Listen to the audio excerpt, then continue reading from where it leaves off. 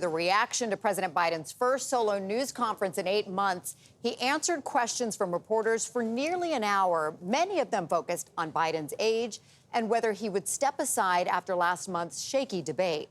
Meanwhile, the list of Democratic lawmakers who say the president should step aside has now grown to 17. That list keeps growing, and these are just those who are willing to go public with their concerns. Nancy Cordes was at last night's news conference. Nancy, good morning. Good morning, Natalie. The president took questions from 11 reporters, and he cast his age as an asset, arguing that it has given him the experience and wisdom to get things done. So now the question is, did he do enough to head off the wave of defections that congressional Democrats have warned could come today? I think I'm the most qualified person to run for president.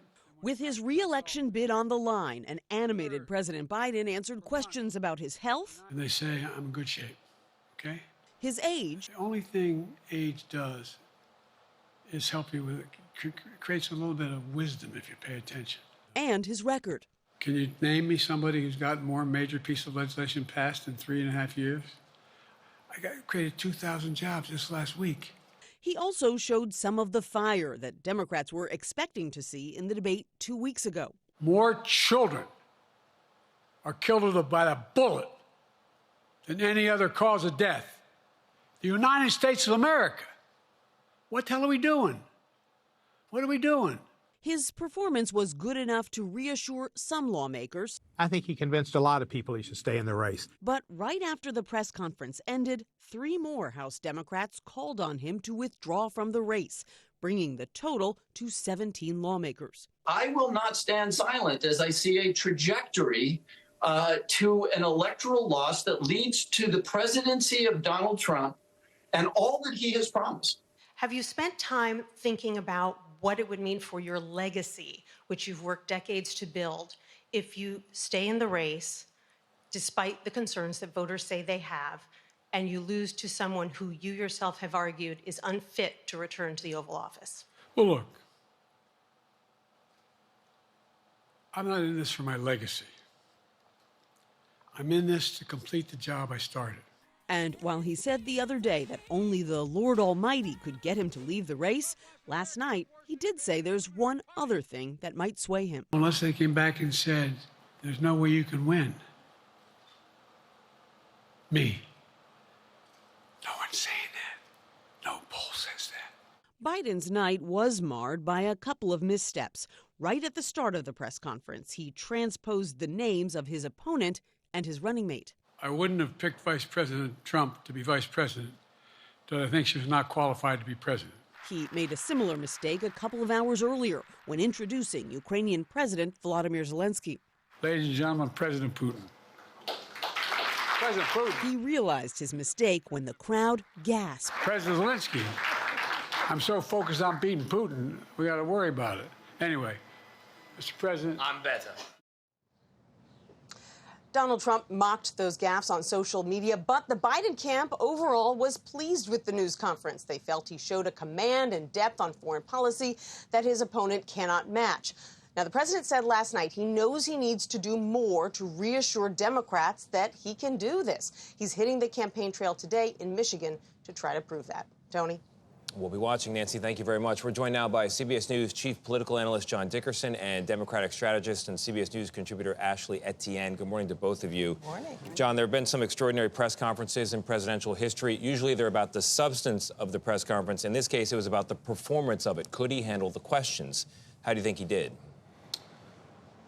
Well, he didn't do as poorly as he has done, which is where we are in this conversation, which is where is the bar for the president going in, and did he clear it? I mean, I saw somebody refer to it as a make-or-break press conference. It didn't break, but making it, which for him is stopping the bleeding from the debate, shoring up support in his own party, and then taking it to Donald Trump, he's still got those 2 other tasks to take care of, which is shoring up his own party. I think basically what my reporting suggests, and I really want to know what Ashley has to say about this, is basically where you sit is where you stand in terms of how you responded to the press conference. If you are worried about him in the future and if he can carry out this campaign in 4 more years, you're still worried. If you are a supporter, you found things in it that you could support. And so we're basically at the status quo. The problem for the president is status quo is not based on the polls and everything else. He's got to do more than that. So, Ashley, where is Democratic leadership on this? And I want people at home to know you've had a comms director role with the Speaker of the House, Nancy Pelosi. You've had a comms director role with the Vice President, Kamala Harris, and you had a role in the Obama White House. You know these folks. What are they thinking today? Absolutely. And I will say that the consensus is that the president actually had a good performance yesterday, and that he, to some degree, did stop the bleeding. But it's not clear that this will hold for the president. There were meetings until 1 a.m. last night with the caucus, various factions within the caucus. The president's problem really is that there's the caucus now is divided. Democratic caucus is divided into two major factions. One, there's a group that feels like, hey, listen, we can't be arguing for democracy all over the country and not sort of honor those primary voters and their decision to support to support Joe Biden. We can't undermine that. Then there's another faction that's saying, hey, listen, this stopping the bleeding doesn't solve the problem. He's 82 years old. If it's episodic, there'll likely be another episode, and we can't have it be more profound and come at a time where you run out of the clock. So I agree. I mean, I think that the challenge right now, I'm hearing that there's still going to be leadership that's going to meet with the president over the weekend, somewhat of a mini intervention.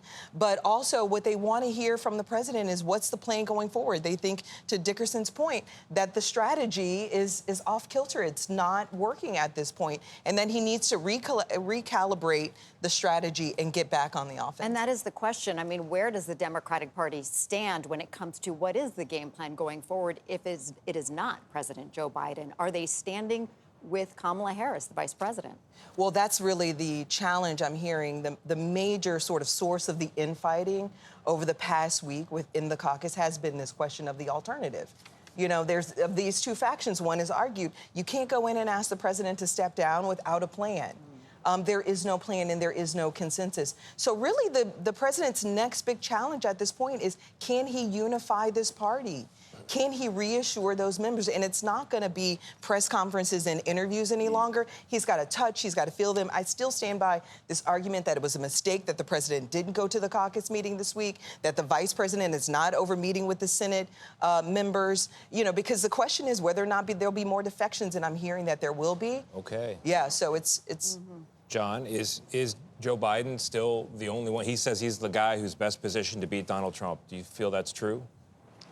I mean, what are the 46,000 voters in the 6 or 7 battleground states going to determine at the time? I mean, part of the reason this is so complicated is all the analysis has to guess at where those voters who are going to make this campaign are going to be at the time they make their decision. And there's a whole lot of certainty, and very little of it is grounded in reality. Everybody's having to imagine the worst possible Joe Biden case and the worst possible replacement of Joe Biden's case. We're in the realm of imagination. Anybody who says they have dead certainty about this is crazy. That's the problem. Yeah, can I just add this, though? The members within the caucus that are currently not supporting the president and are saying there needs to be an alternative are pointing to the president's own memo that the campaign released just yesterday, I believe it was.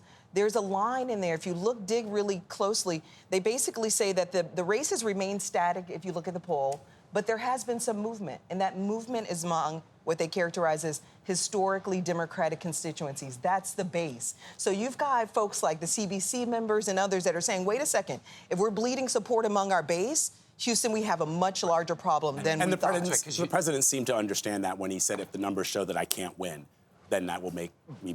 But he's got to believe that the numbers ever going to show him, and he seems in a posture that he isn't. Right. One last point. This is exhausting for Democrats to have the president, every time he shows up, look like a bear on roller skates, where it could go any direction. That's right. And that's the loop he's in. Yeah, but the Republican convention next week creates opportunity for the party. More bears on more roller skates. John Dickerson, Ashley. You can tell this is a lively discussion. We're going over time. John Dickerson, Ashley Atin, we love you. Thank you both. Appreciate it. And you can catch John on the Daily Report on CBS News 24/7. Republicans are staying out of the way until they kick off their convention on Monday in Milwaukee. Caitlin Huey-Burns is there to show us what to expect. Caitlin, good morning. Hey, good morning to you, Vlad. Well, as Democrats are questioning their nominee, Republicans are rallying around theirs. Former President Donald Trump will be nominated at the party convention here in Milwaukee next week. And Biden's insistence on staying in this race is welcome news for the Trump campaign, which is very eager for a rematch. The only X factor really at this point for Republicans is who Trump will pick as his running mate. We know that North Dakota Governor Doug Burgum and Senators J.D. Vance and Marco Rubio are top contenders. But Trump may actually wait until the start of the convention next week to make his choice known, and that would kind of cede the weekend spotlight to the Democrats' struggles if he does. As for the convention's list of speakers, CBS News has learned that two top campaign surrogates, Florida Congressman Byron Donalds and Arkansas Senator Tom Cotton, have primetime speaking spots. And Trump's former rival, Florida Governor Ron DeSantis, will also speak. Now, Nikki Haley, who also challenged Trump for the nomination, was not invited to attend this convention. Before Trump arrives here in Milwaukee, he'll hold a rally in the battleground state of Pennsylvania tomorrow. Vlad? All right, Caitlin, thank you very much. We'll have complete coverage of the Republican National Convention starting Monday morning. Tony will be talking with voters in Milwaukee, along with Nora O'Donnell and the CBS News political team. You can watch our coverage here on CBS, on our streaming network, CBS News 24/7, and streaming on Paramount+.